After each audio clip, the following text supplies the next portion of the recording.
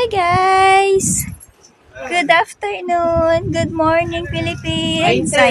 Tayo ay magbubunot.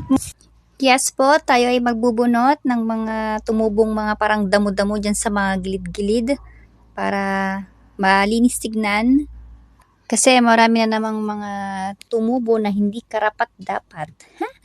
Dito tayo sa ilalim ng initan pero malamig pa rin yung hangin kasi winter season pa rin dito sa atin sa Albania. Ayan, yun yung mga tumubo dyan sa mga daan, sa gilid-gilid. Tanggalin natin yan isa-isa habang sila ay maliliit pa. Tanggalin na natin.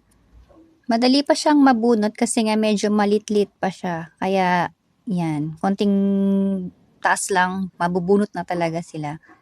Kaya samahan nyo kami ngayon guys, magtanggal tayo. Tapos maya-maya, syempre magwawalis na naman tayo.